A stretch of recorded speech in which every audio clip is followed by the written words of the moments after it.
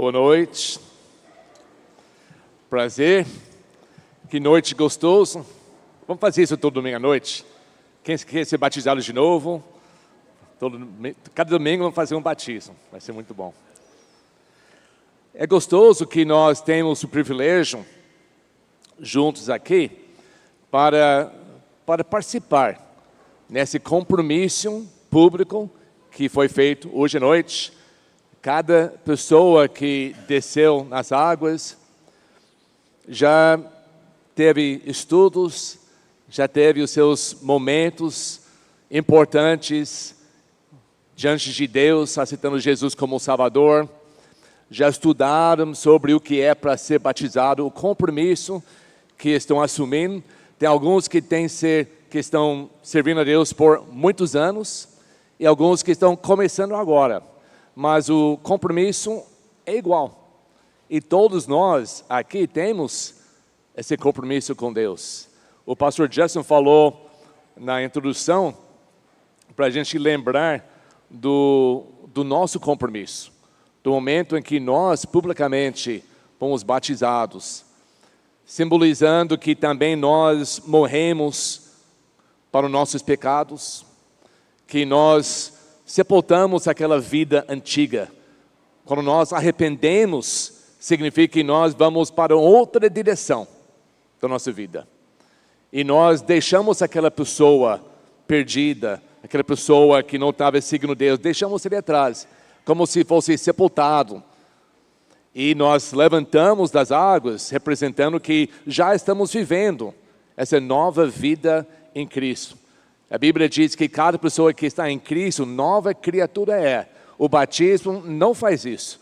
O batismo é nossa declaração pública que nós já cremos isso. Nós recebemos Jesus como Salvador, nós cremos que Jesus morreu, Ele foi sepultado e no terceiro dia Ele ressuscitou.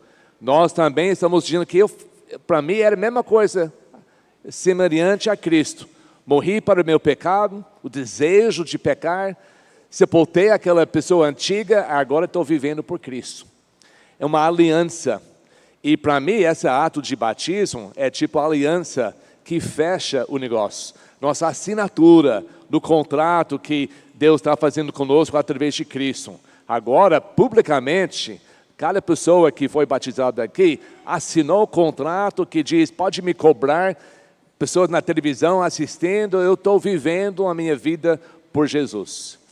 Eu quero saber, antes que nós começamos hoje à noite, quais pessoas aqui na congregação, já tomaram essa decisão, já foram batizados. Não tem que ser aqui na nossa igreja, já foram batizados. Publicamente, depois que você pode lembrar, não estou contando se fosse neném. Depois que você tomou essa decisão. Então, a maioria de nós aqui, já tomamos essa decisão. Já tomamos de colocar Deus como primeiro, o alto, o supremo da nossa vida. Sempre me faz lembrar, quando nós temos batismo, da primeira aliança que Deus fez com o seu povo. E nada tem mudado. Deus exige, Deus quer. A mesma coisa, Deus não muda. Ele é mesmo ontem, hoje e para sempre. Ele quer que existe um povo consagrado pela opção deles, por escolha deles, entenderam uma necessidade de salvação por causa do seu pecado, entenderam o amor de Deus, o sacrifício de Cristo, e tomaram, através de oração e muita contemplação, a decisão de aceitar Ele como Salvador, e entregar a sua vida. Não somente receber um Salvador que pode salvar a pessoa do inferno, mas um Senhor que pode guiar passo a passo a sua vida para sempre. E nós sabemos que com isso Deus tem a sua maneira que Ele quer que nós vivamos nossa vida. Abrindo suas Bíblias para o livro de Levítico, capítulo 26. Lembrando que o povo de Deus nessa época estava só nascendo. Tinha um monte de gente. Talvez 2 a 3 milhões dos judeus. Que eles, como um país, não vivia ainda. Eles nasceram praticamente como escravos no Egito. as gerações ficaram 430 anos como escravos no Egito. Não tinha liberdade para escolher nada. Foi só obedecendo os mestres que maltratavam a eles, geração após geração após geração. A primeira ato de liberdade é quando Moisés libertou a eles. E eles saíram do Egito, depois da primeira Páscoa. Depois que eles, obedecendo por escolha, matando o cordeiro, colocando o sangue em cima dos lados da porta, simbolizando que a nossa casa agora está debaixo do sangue do cordeiro. E eles foram libertos da escravidão. E eles começaram a seguir Moisés. E o primeiro obstáculo foi o quê? Estava indo lá, Faraó diz, pode ir, leva as coisas, não quero mais, não quero ver vocês mais. Sai da minha terra, já passou 10 pragas, a gente não aguenta mais, pode ir. Eles até mandaram embora. E ele mudou de ideia e começou a ir atrás com os exércitos. E a nação de Israel, imagina, andando devagar, né, com 3 milhões de pessoas. É difícil arrumar 9 pessoas lá no meu escritório para ser batizado. Imagina 3 milhões das pessoas. Eles indo, estava vendo, ouvindo o exército chegando atrás.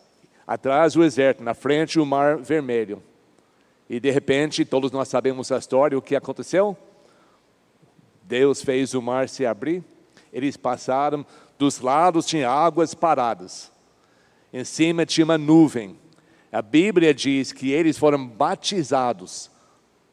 A referência de Moisés, o seu líder. Então, a primeira coisa, depois da sua libertação da escravidão, que simboliza a nossa libertação do nosso pecado, a primeira coisa, eles foram batizados. E aí, saíram do outro lado. O inimigo destruído, e eles começaram a andar para a terra prometida. Dentro dessa passagem do Mar Vermelho até a Terra Prometida, ia demorar 1 mês, 2 meses, 3 meses total.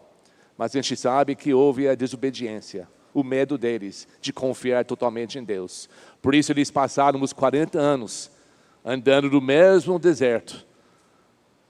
Mas antes que eles decidirem a não confiar em Deus, Deus se encontra com o povo. Ele chama Moisés lá no monte, e lá ele recebe os 10 mandamentos, as leis de Deus, a planta para construir o tabernáculo, um monte de coisa. Ficou 40 dias lá em cima com Deus. E quando ele desce, já começa a ensinar o povo. No final do livro de Levíticos, que é livro só que explica todas as leis, e era mais que 500, ele fala alguma coisa que eu quero que nós só pensamos hoje à noite. Todos nós, e todos aqui, nós que já tomamos a decisão, já fizemos essa aliança, já falamos, eu vou escolher, de livre-arbítrio, eu vou escolher Jesus como meu Salvador, Jesus como meu Senhor, Deus como meu Pai Celestial, eu já morri para o pecado, eu vou viver por Deus, estou entregando a minha vida para ser salvo. Se nós não fizermos isso, nós não somos salvos. Se eu estou guardando uma porção da minha vida, eu não sou salvo. Deus exige 100%. E quando nós fizemos isso, nós assumimos agora uma vida diferente. E era a mesma coisa que Deus exigiu naquela época. Depois que contradiz todas as regras, todas as leis, toda a maneira de adorar, tudo, Deus vai chamar as pessoas. E capítulo 26, em versículo 1, ele diz uma coisa que é a coisa principal de todos nós.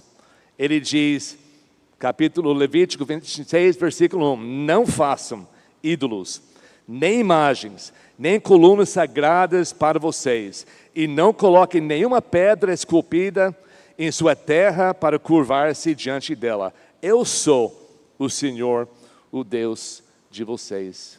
A primeira coisa e a última coisa, até esse aqui é o primeiro mandamento também, Deus quis deixar bem claro.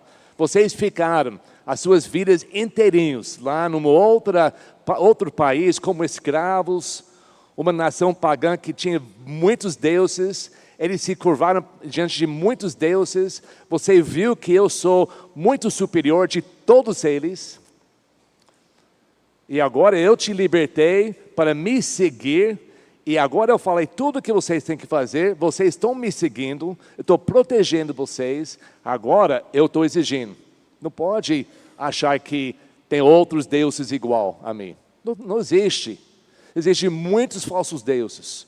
Para todo lugar, muitos deuses dos países. Naquela época, cada país tinha o seu próprio Deus, que eles fizeram ídolos, adoraram, fizeram besteira, até mataram as suas próprias crianças para tentar agradar esses deuses.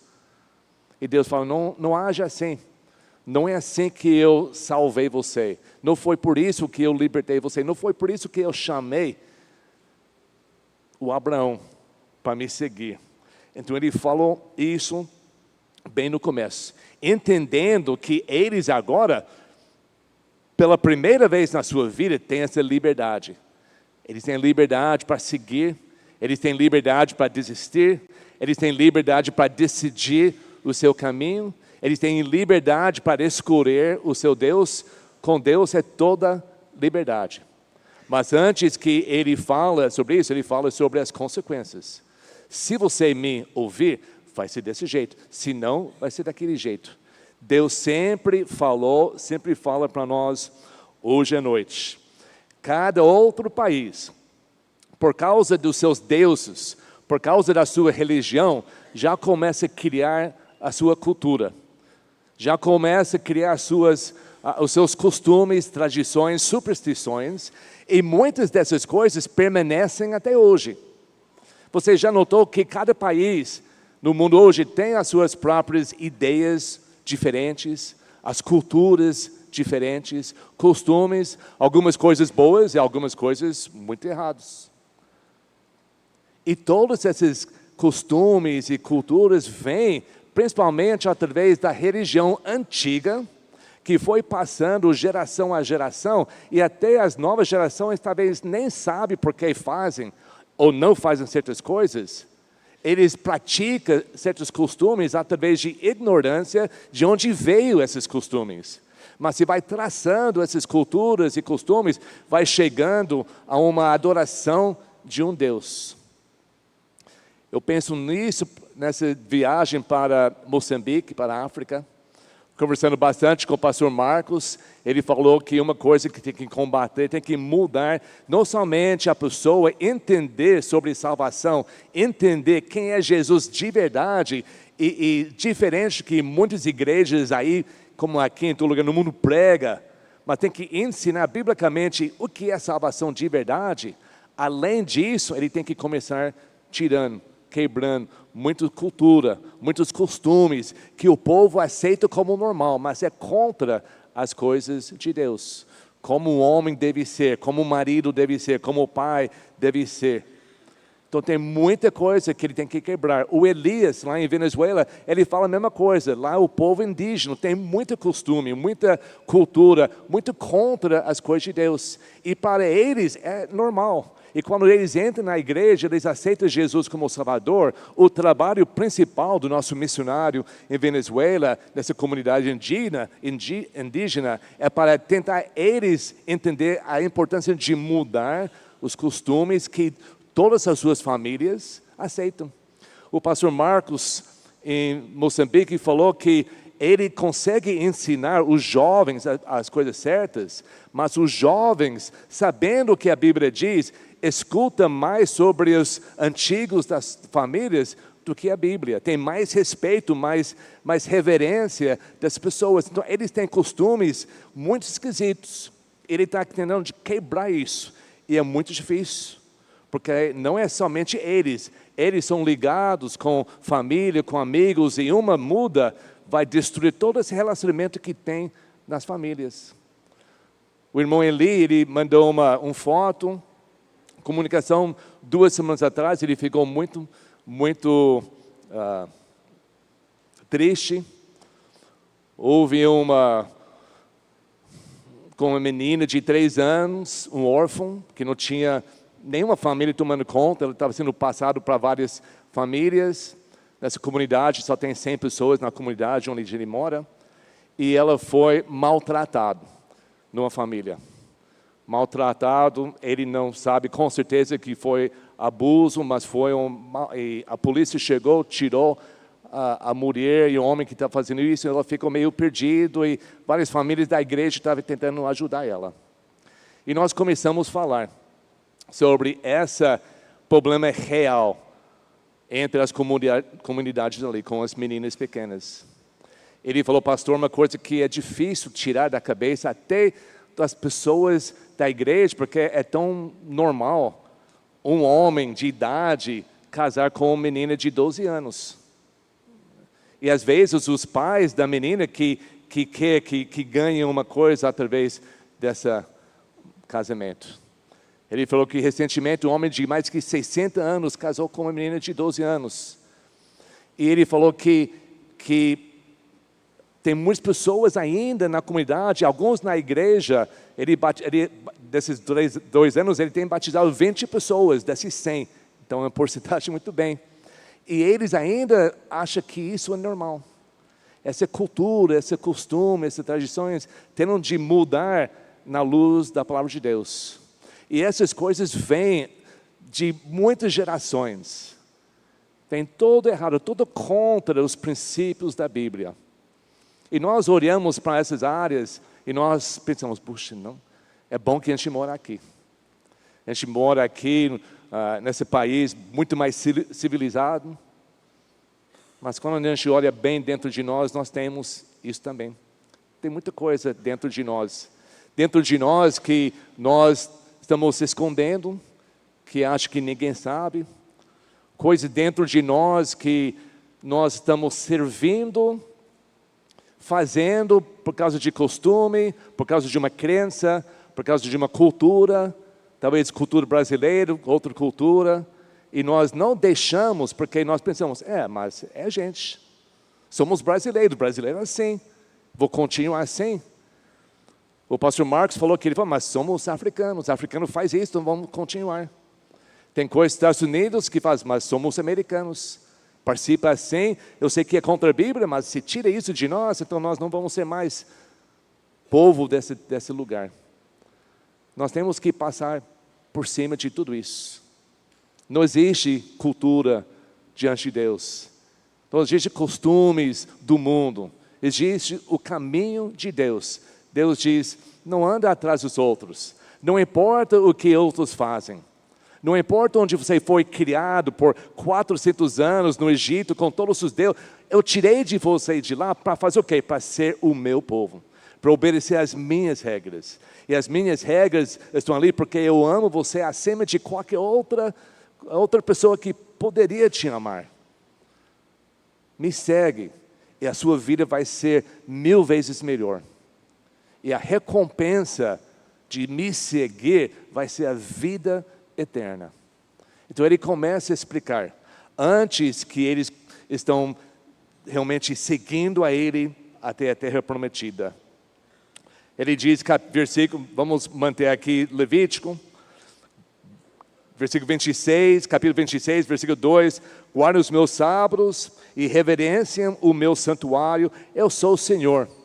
Nós sabemos que guardando o sábado foi um dos 10 mandamentos mandado aqui. E por que nós não guardamos o sábado hoje? Porque hoje para nós, a aliança, nós fomos feitos no sangue de Cristo. E nós obedecemos o Novo Testamento. E a maioria, de verdade, 9 dos 10 mandamentos são reensinados através de Cristo no Novo Testamento para o povo atual. Menos o sábado. Porque o sábado representava o descanso que eles teriam no Messias. E uma vez que nós recebemos o Messias, recebemos esse descanso, nós não precisamos guardar mais um dia procurando ou querendo esse descanso, porque já temos. Mas ainda nós devemos reverenciar Deus, porque Ele é o Senhor. Versículo 3, agora ele começa a falar. Se vocês seguirem os meus decretos e obedecerem os meus mandamentos e os colocarem em prática, também nas coisas que nós sempre ensinamos, aprender, guardar e praticar, não somente saber das coisas. Coloque em prática. Eu lhes mandarei chuva na estação certa, e a terra dará a sua colheita, e as árvores do campo darão o seu fruto. A debúria prosseguirá até a colheita das uvas prosseguirá até a época da plantação, e vocês comerão até ficarem satisfeitos e viverão em segurança em sua terra. Quer dizer, Deus ia providenciar tudo para a vida deles. A vida deles era plantação, para sobreviver, tudo isso. E Deus ia providenciar. Ele estava em controle de todas essas coisas. Ele disse, se me obedece, se você aprende de mim, segue e põe em prática, isso vai ser a sua recompensa aqui na terra. Ele continua, versículo 6, estabelecerei paz na terra, e vocês se deitarão, e ninguém os amedrontará. Farei desaparecer da terra os animais selvagens, e a espada não passará pela sua terra. Vocês perseguirão os seus inimigos, e estes cairão à espada diante de vocês. 5 de vocês perseguirão 100 de vocês faz isso, né? 10.000, e os seus inimigos cairão à espada diante de vocês. Proteção, segurança, poder, coragem, tudo que eles precisavam naquela época de guerra mesmo. Lembra que ele dizia invadir outras terras. A terra prometida já estava ocupada por muita gente, outros países, inimigos de Deus. Mas Deus falou, eu vou com você, não se preocupe, não tem que ter medo, me obedece. É uma condição, se você me obedece, todas essas coisas vão acontecer. Versículo 9. Eu me voltarei para vocês e os farei prolíferos, e os multiplicarei e guardarei minha aliança com você. A aliança com Deus é muito especial. Vocês ainda estarão comendo da colheita, armazenando isso no ano anterior, quando terão que se livrar dela para dar espaço para nova colheita. Estabelecerei a minha habitação entre vocês e não os rejeitarei. Aí versículo 12. Andarei entre vocês e serei o seu Deus, e vocês serão o meu povo. A gente não lê isso também no Apocalipse, no final. Eu sou o Senhor, o Deus de vocês, que os tirou da terra do Egito, para que não mais fossem escravos deles. Quebrei as travas do jugo que os prendia, e os fiz andar de cabeça erguida. Isso é nosso Deus. Isso Ele quer ainda. O desejo de Deus é isso. Quando Ele criou Adão e Eva, Ele criou a sua família aqui na terra para se multiplicar e encher a terra, para ter essa comunhão.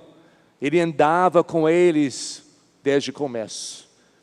Foi tudo perdido. Nós pensamos, muitas vezes, olha o que Adão e Eva perderam. O que nós perdemos por causa do pecado. Mas às vezes nós não paramos de pensar o que Deus perdeu. O alvo, Deus é nós, para ter essa comunhão. Ele nos criou com todo esse amor.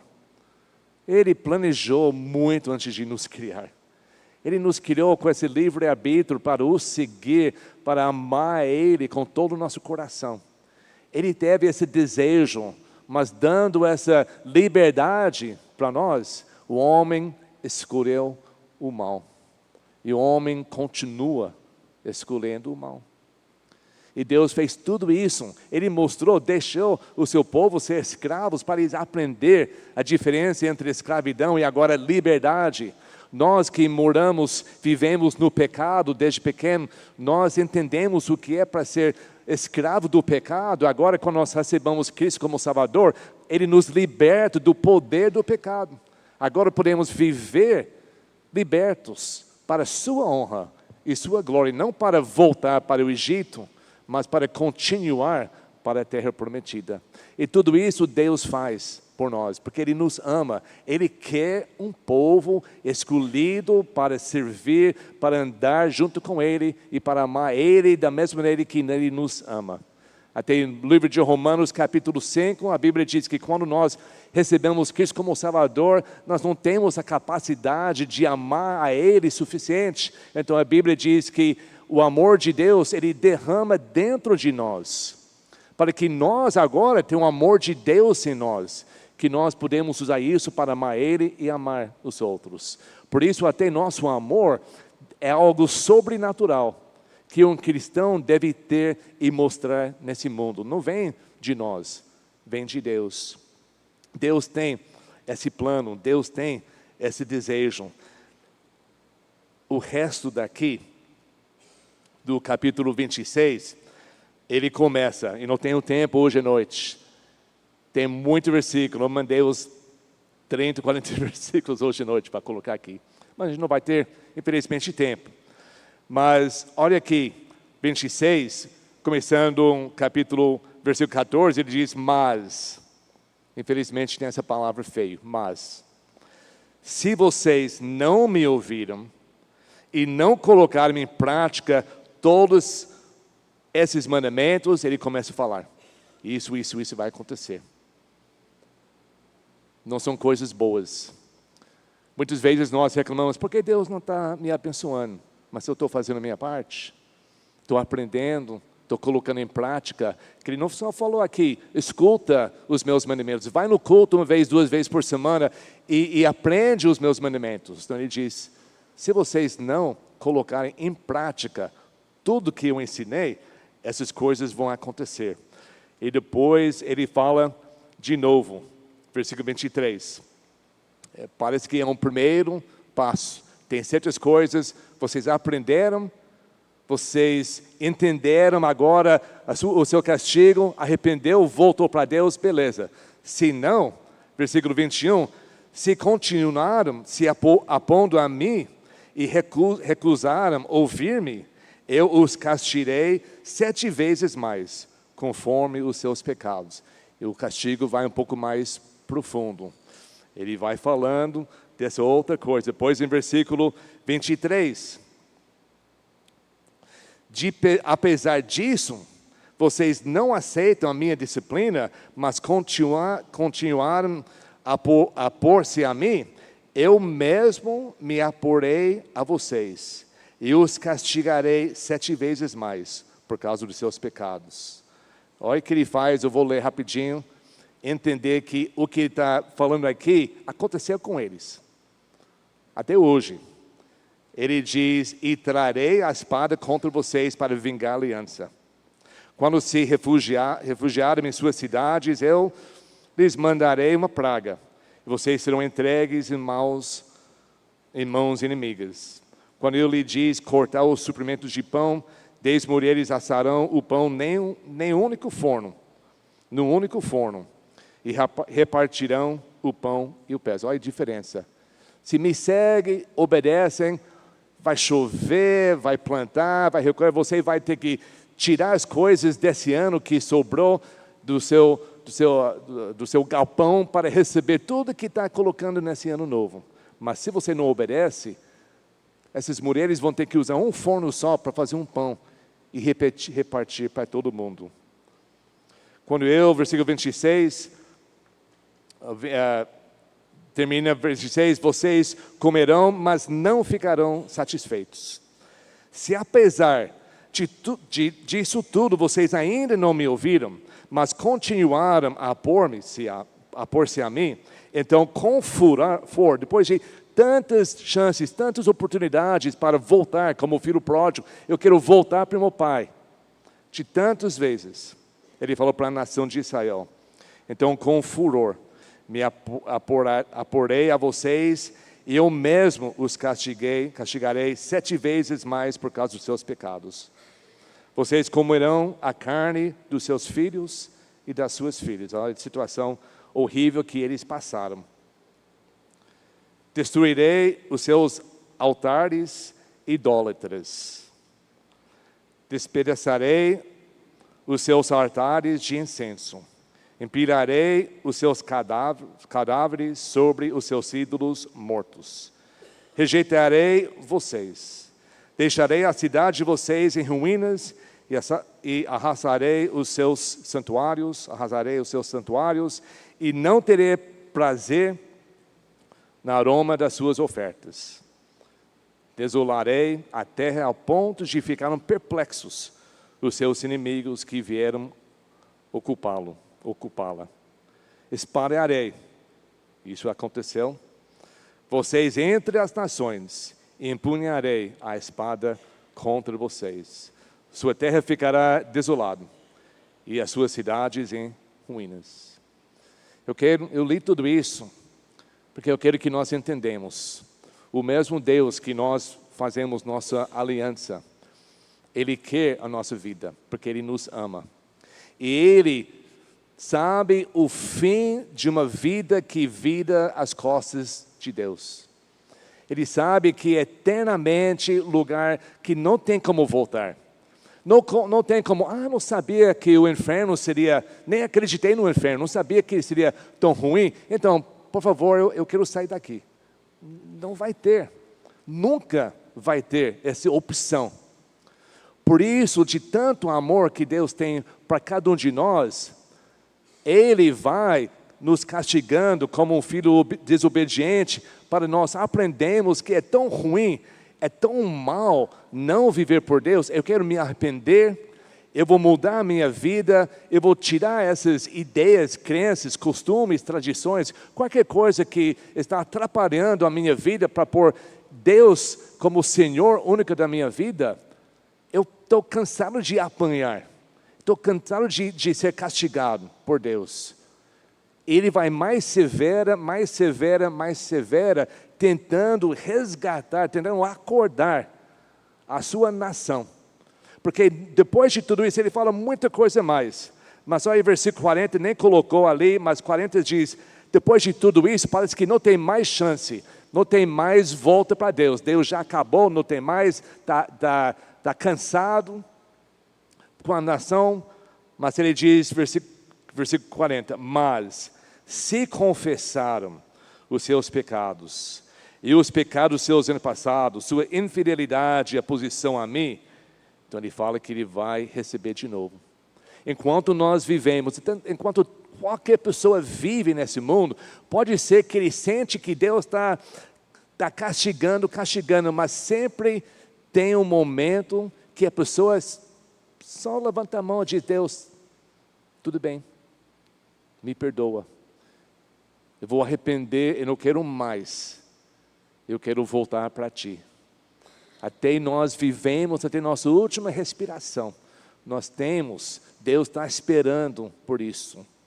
Se Deus continua deixando a pessoa desobediente, virando as costas em Deus, fazendo tudo o que está errado, até adorando outros deuses, fazendo altares para outros deuses, e Ele fala, então, está tudo bem, você não me ama mais, então, mas vai embora, Deus te abençoe. Que Deus seria isso? Sabendo que no fim, depois a vida aqui vai ter uma destruição total que nós nem podemos imaginar. Por isso Deus sempre vai atrás, sempre vai chamando. Talvez nós sentimos que não é justo, que não é correto, mas isso para algumas pessoas só traz de volta, depois que tem que sofrer. E Deus está falando, não faz isso. Simplesmente me obedece. Coloca eu no centro da sua vida e não vai ter nenhuma dessas desgraças. Se faz aliança comigo, eu vou guardar isso até o fim. Eu sou fiel à aliança. Vocês também têm que ser fiel. Tem uma palavra aqui, em versículo 30. Destruirei os seus altares idólatras. Talvez você tenha outra tradução bíblica, que está escrito ou lugares altos, ou os seus altos. É uma tradução bem melhor, porque o que essa significa aqui, altares idólatras. A palavra em hebraico é Bama, que significa lugar alto. E era uma palavra descrita para lugares de adoração, lugares altos. Nós sabemos que na época, até hoje, os falsos religiões, eles colocam os seus ídolos nos caminhos e colocaram, a Bíblia descreveu como lugares altos. E tinha outros lugares, outros altares, outras imagens onde estava colocando além perto da rua, em outro lugar. Mas esses lugares altos, que aqui é traduzido altares idólatras, lugares altos, era para colocar os ídolos, as imagens dos mais importantes, dos maiores para eles, os supremos, os vencedores, os ídolos maiores. Essa estava acontecendo em todas as nações ao redor de Israel. E Deus fala, eu não aceito isso. Eu sou o único Deus. O único lugar alto onde você vai orar vai ser na minha casa, na minha monte sagrado. Nós vemos que depois disso, entrou na terra prometida depois de 40 anos, entrou lá com Josué, começaram a derrotar os inimigos, estava entrando cidades, lugares lá cheios de ídolo, cheio de paganismo, cheio de muita coisa errada. Deus falou para tira tudo isso, tira cada coisa. Se você deixa alguma coisa, vai acabar com a sua vida. Olha aqui em Números capítulo 33. Números 33.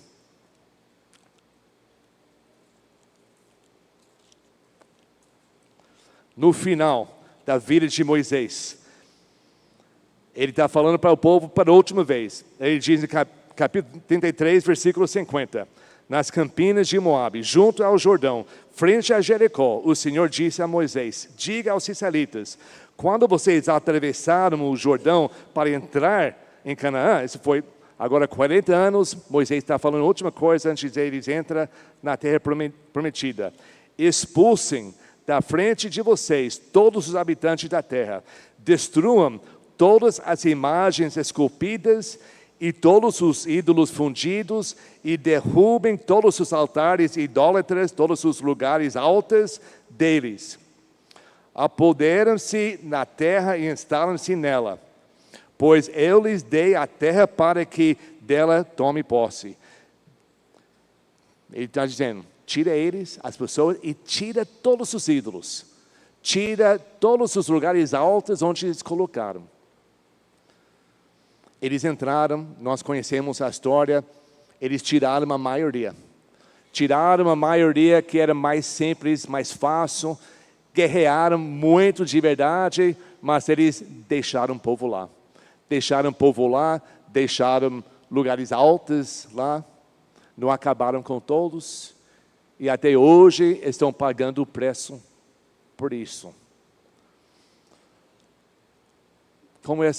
Por que estou falando isso hoje para nós?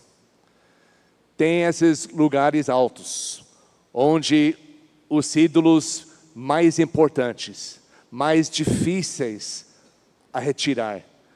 Lugar alto tem aquela ideia de superioridade, o melhor, mais difícil a alcançar. Os outros ídolos eram fáceis, limparam, quebravam, queimavam muito. Todos as reis, 400 anos depois, entraram os primeiros reis, Saul, Davi, Salomão, de todos os reis de Israel, Judá, que teve muitos. Cada rei no final da sua vida foi avaliados, e pode começar a pesquisar isso, foram avaliados de o que eles fizeram com os ídolos, o que eles fizeram com as imagens, porque eles tinham problema o tempo todo, Israel, porque no começo eles não obedeceram isso. Eles deixaram algumas coisas na terra que sempre atrapalharam eles. E 400 anos depois de todos os juízos, eles começaram os reis. E os reis foi avaliado em 400 anos mais. E quando eles morreram, a Bíblia diz, foi um bom rei, fez as coisas certas, quebraram os ídolos, tiraram os altares, mas não tiraram os lugares altos. E o povo continuou se sacrificando para eles.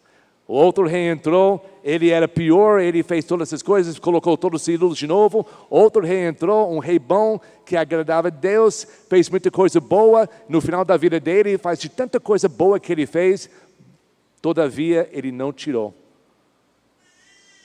os lugares altos.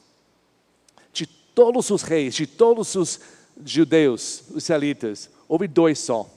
Ezequias, que tirou todos. No final da vida dele, diz que ele tirou os ídolos e também ele derrubou, destruiu os lugares altos. Foi o primeiro de todos. E ele morreu.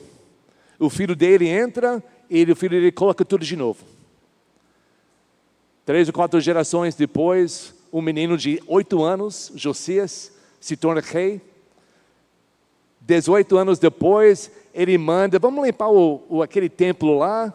Faz anos, faz gerações que a gente não sabe, a gente não usa o templo. Tem dinheiro agora, vamos arrumar, vamos reformar. Mandaram os sacerdotes lá, eles entraram lá para limpar. Alguém achou uma Bíblia. Alguém achou a lei de Deus dentro, que faz anos e anos e gerações que não foi sendo lido para o povo de Israel. Foram lá correndo para o rei e falaram, o rei, achamos isso lá dentro. Eles começaram a ler. E ele escutou cada palavra. Gênesis,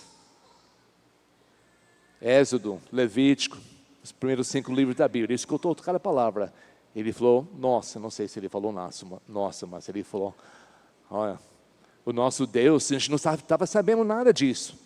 O nosso Deus deve ser muito bravo, por isso Ele não está nos abençoando. Nós não estamos seguindo a sua palavra. E ele chamou todo o povo. Ele leu, chamou o povo, ele mesmo leu diante de todo mundo. Ele falou, vamos mudar isso.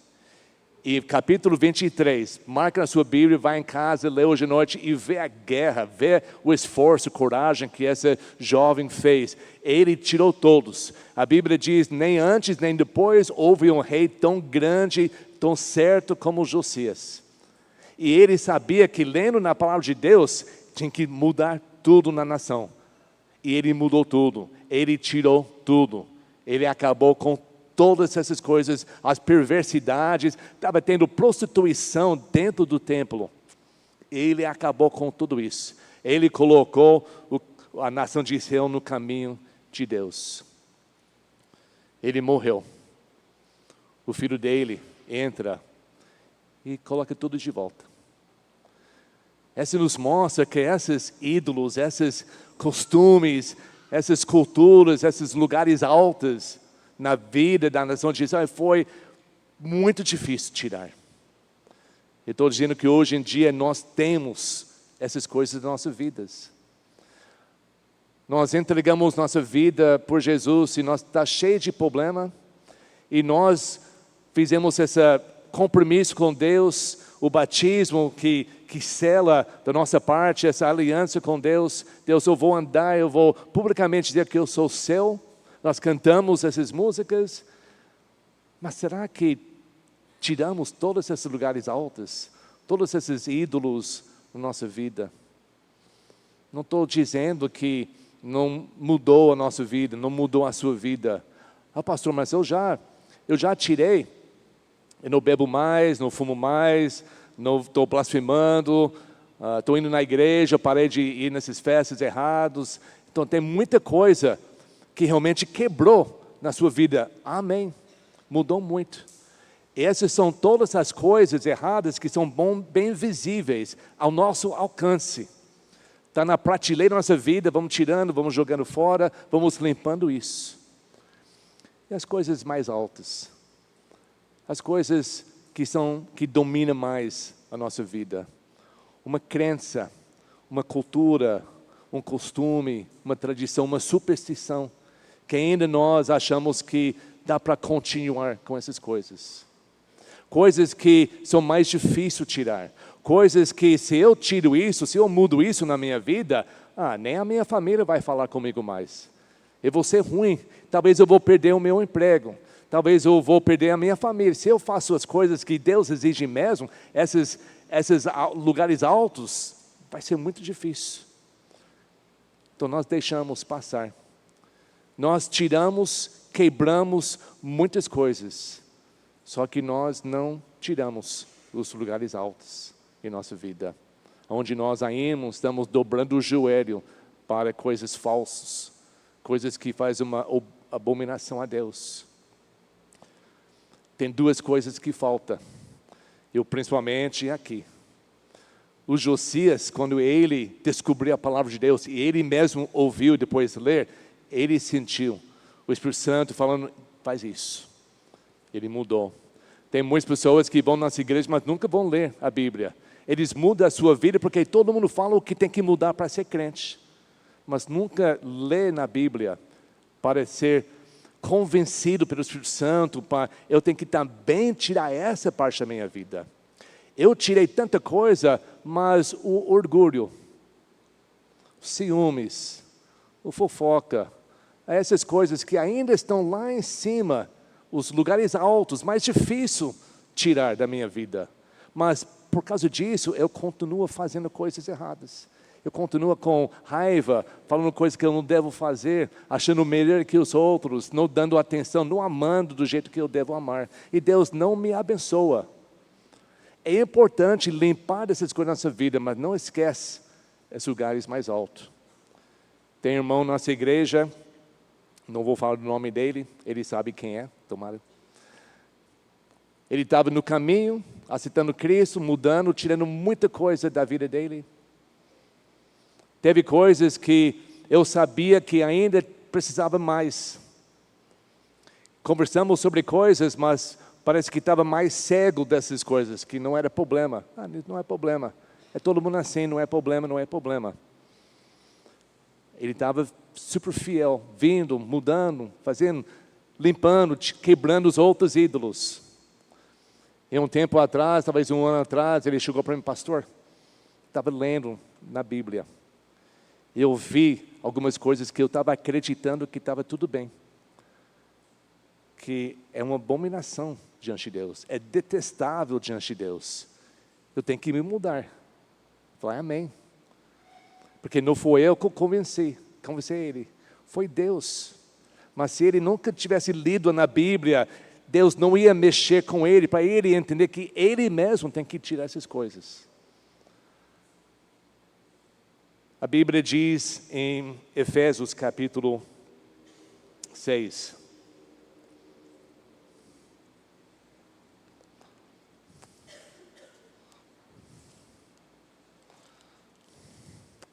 Efésios capítulo 6, versículo que nós usamos muito. Em versículo 12. O Paulo diz, pois a nossa luta não é contra seres humanos. Josias foi lá, ele acabou com o povo. Para limpar a nação de Israel, você vai ver em 2 Reis capítulo 23, ele lutou mesmo. Acabou fisicamente com eles. Mas a nossa luta hoje não é contra pessoas. Nossa luta não é contra seres humanos, mas contra os poderes, autoridades, contra os dominadores deste mundo de trevas, contra as forças celestiais, espirituais do mal, nas regiões celestiais, nos lugares altos. Eles também estão nesses lugares altos. O lugar onde deve ser Deus, onde nós devemos adorar só Deus. Deus falou, não coloque os outros ídolos no meu lugar, é só eu. Eles estão ali, tentando de destruir a sua vida. Você vai procurar em capítulo 1, capítulo 2, capítulo 3, quando Paulo fala para a igreja em Éfeso sobre o lugar do céu, o lugar celestial, falando dos anjos de Deus, é a mesma palavra.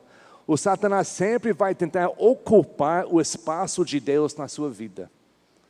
O rei da sua vida, ele vai querer ocupar.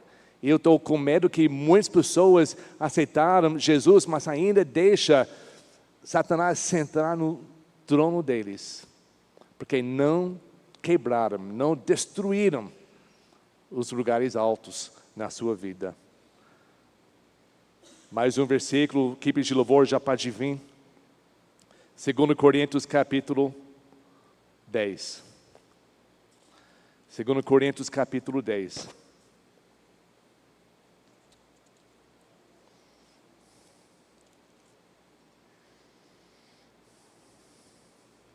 Versículo 3 começa, pois, embora vivamos como homens, não lutamos segundo os padrões humanos.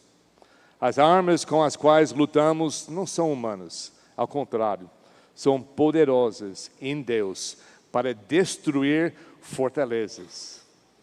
Destruímos argumentos e toda pretensão que se levanta nesses lugares altos, mesma palavra, contra o conhecimento de Deus. E levamos cativo todo pensamento para torná-lo obediente a Cristo. Desde o começo, Deus faz, aprende os meus mandamentos. Pratica na sua vida, eu vou te abençoar. Você vai ser o meu povo, eu vou ser o seu Deus. Vamos andar juntos para toda a eternidade. Se não, vai toda essa coisa ruim que ninguém quer passar. Temos opção de obedecer ou desobedecer. Temos o direito. Mas não faz senso, não faz bom senso. Especialmente para nós que já tomamos a decisão, já fizemos um compromisso. Então vamos, como Paulo, vamos entender que quando eu tenho problema na minha vida com as pessoas, o problema não é com eles. Se eu estou lutando contra pessoas, Satanás já está ganhando a batalha na minha vida. A batalha que eu tenho é contra os potestades, contra os males, contra todo esse mundo, todos esses deuses, todas essas crenças, costumes, superstições que eu deixei ainda na minha vida, me mandando para lá, para cá. Essa que está destruindo a minha vida. E Deus nos dá força para nós destruirmos dessa parte. Ele diz, destrua os lugares altos na sua vida. E Paulo diz, temos que fazer isso.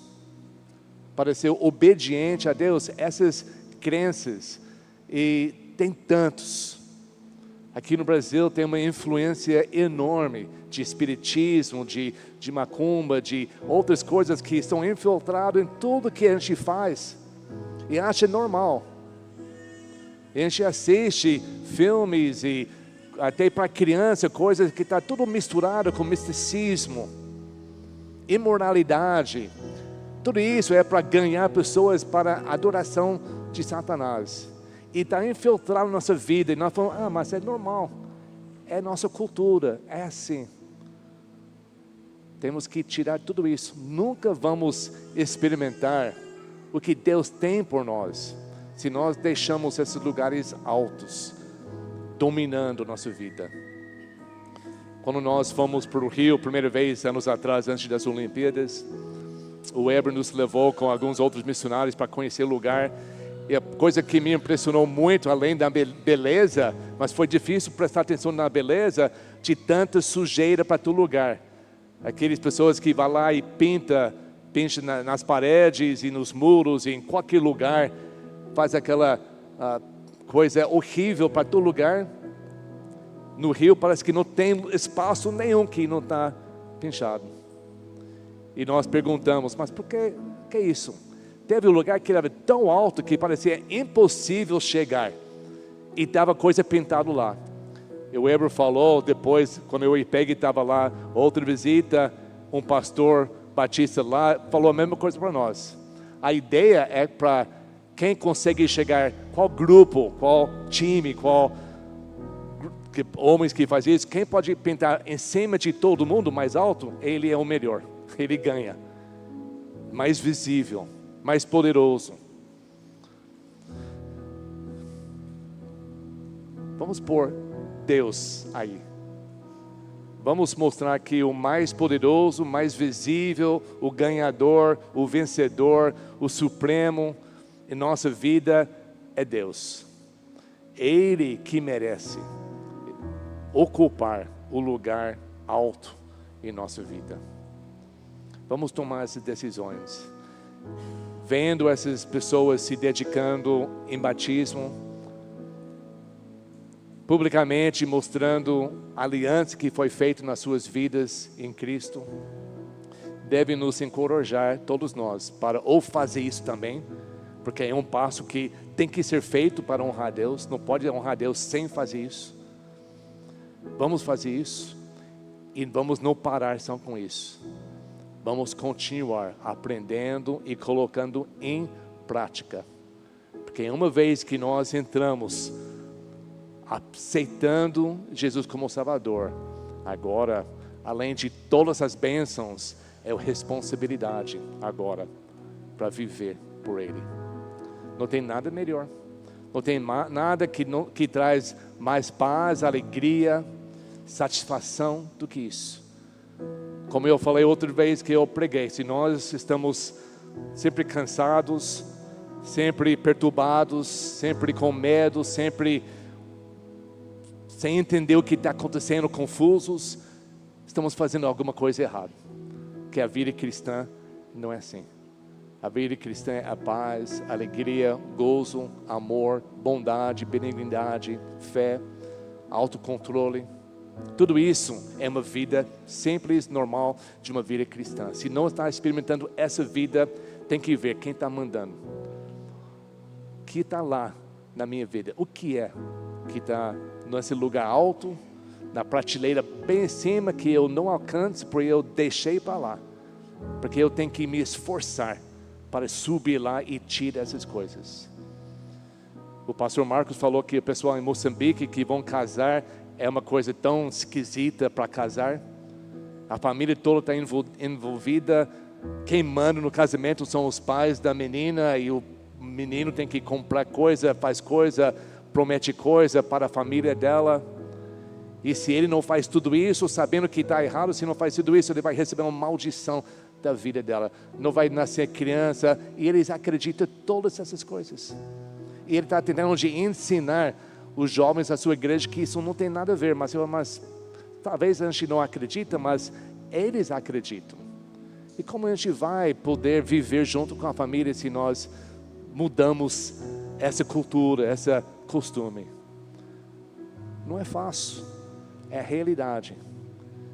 Temos que fazer, temos que mudar. Não seja escravo mais. Deus te libertou de todos esses falsos deuses.